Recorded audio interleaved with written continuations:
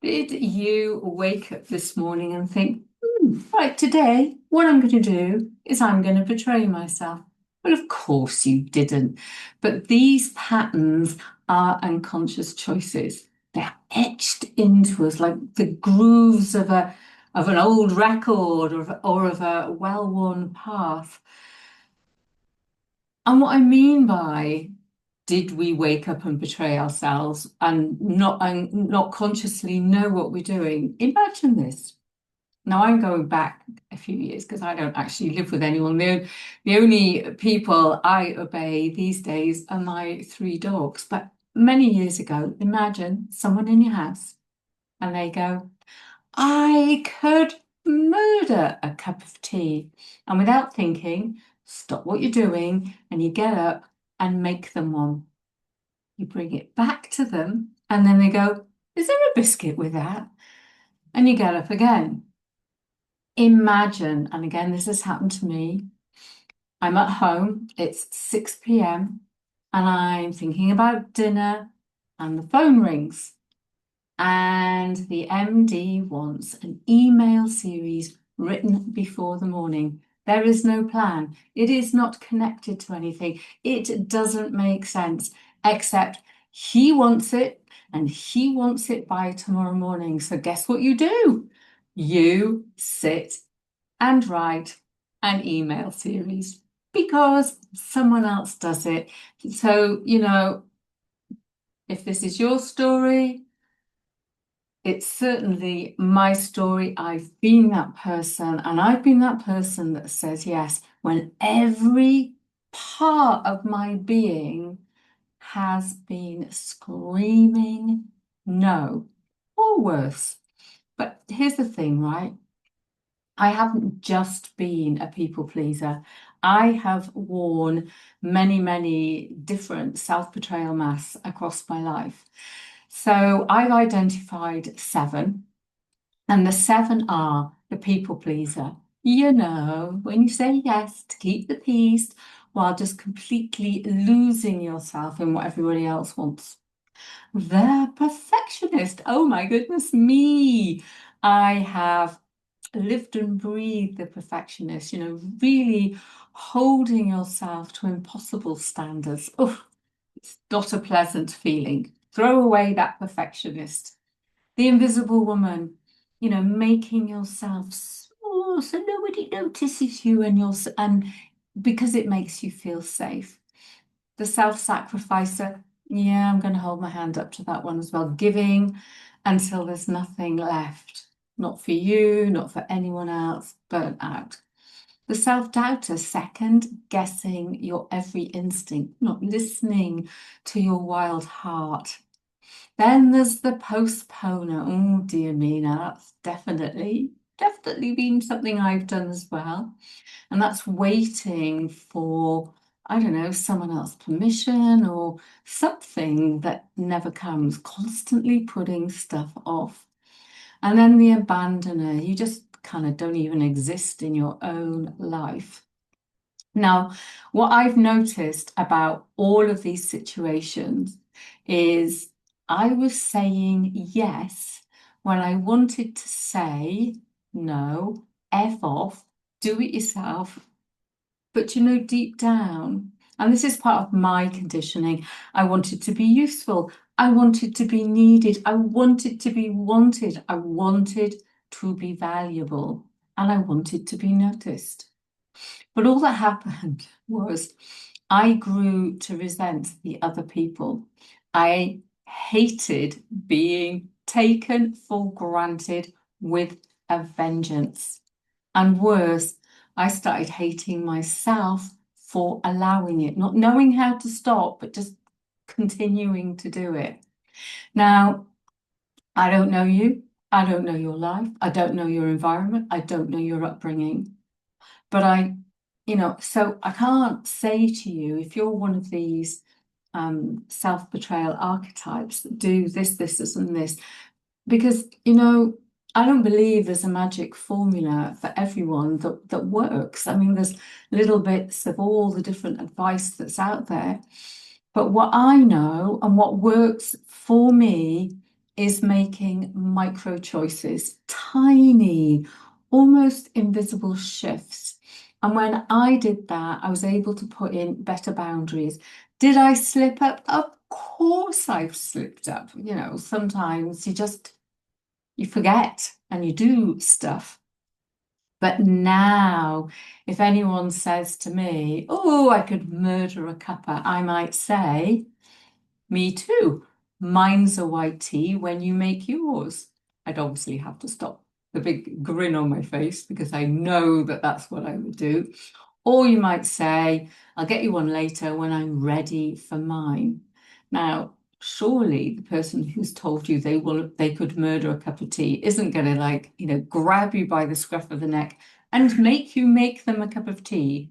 So, but what really matters, I believe, and what changed everything for me is, there's all that advice out there, setting boundaries, saying no, self-care routines, morning rituals. Some of them work, some of them don't. But for me, on a deeper level, what I found worked was about reclaiming my identity. So self-betrayal is very fluid. And what fascinated me is when I started to pay attention, so I woke up, I was much more aware, my self-betrayal archetype changed. Sometimes it was one thing, sometimes it was something else. But as my life shifted, it was kind of like they each flowed into each other. Like imagine a river and it finds all its different channels. So, like I said, the more awake and aware I became, things changed. You know, it's a bit like giving up sugar. I don't eat sugar, but I've known over my life all the different times that I've gone to not eat sugar. And I've caught myself wanting it, and I have squeezed bits of my hand until it's like, no, you cannot do that. So it is about, being awake, being aware, and making, different conscious choices. And when I look back, I look back at my corporate years, full on perfectionist, mixed with a bit of people pleaser. I had to be brilliant. I had to be likable. And my God, talk about exhausting. It is completely exhausting doing that. I've been made redundant twice. And I slipped very sadly into the self-doubt. Maybe I'm not as good as I thought, and maybe they were right to let me go, all mixed up with a big dollop of anger.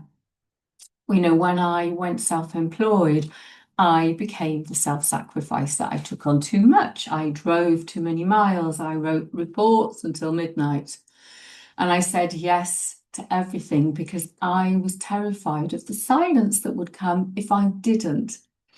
And the one that I wrestled with most recently, and I think maybe makes me feel the saddest, is the postponer. And I think why it was saddest is because I could see that I was doing it and I was constantly making excuses. I was putting off my heart project, the things that really mattered to my heart and soul, because of other people, because of deadlines, because of what they might think. Because let's face it, none of us want to be judged. But you know what? So does any of that really, really matter? I've wanted to write a novel. I'm going to say for over 20 years, but it's probably a whole lot more. And I kept not doing it. I kept finding reasons why not. And I kept telling myself, when this happens, when that settles down, when I've done this, after this project, when I'm more ready. So there was a turning point, things changed. I woke up to what I was doing and I moved from the postponer to what I call the present manifester. My dog is barking because she completely and utterly, I have three dogs. This one is a noisy little whatever. So as I said, I moved from the postponer into what I call the present manifester. And this is the reclaimed identity phase, the place where you stop asking other people for permission to do whatever. You stop listening to all those voices and you start trusting yourself and your wild heart. So this is what it looks like practically. Now, the first thing I had to do, my postponer, is I had to write my book, Words from the Wild, which is part memoir and part self-help. And I knew that once that was out the way and I had done that I would start treating my novel seriously. And what I did and what I'm doing is I'm saying my novel is client work. So my wild heart is hiring me to write a novel. So I don't have to explain my choices to anybody. When I want to sit down and write my novel, I'm going to do it. I'm not going to add anything. I'm just going to mark my diary. I'm going to be unavailable. Now, I know my writing process, so I will write early in the morning. So it probably won't interfere with anything. But you know what? If I feel like after lunch, sitting at the kitchen table and writing, I'm going to do it. I'm no longer available to explain my choices, betray my creative self by giving away my best energy to everyone else and leaving my dream on the scrap heap. Never, ever, ever again. Does it feel uncomfortable? Oh my God, bloody hell, does it feel uncomfortable? It feels awful. Will people react to this new me? I have no idea.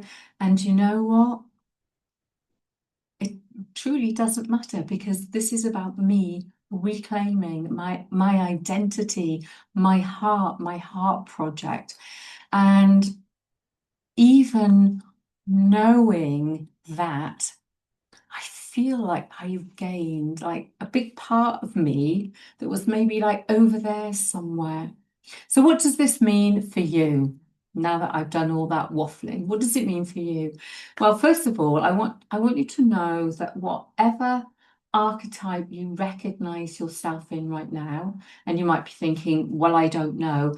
I have a quiz on my website. Go to daledarley.com, look for the Self-Betrayal Archetype quiz, answer it as honestly as you can, and then you will be guided to what your main archetype is, and then a constellation that you potentially belong in.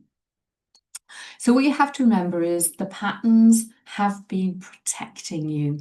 They've been keeping you safe, and they've been helping you to navigate really difficult situations. But what you protected then might be betraying you now.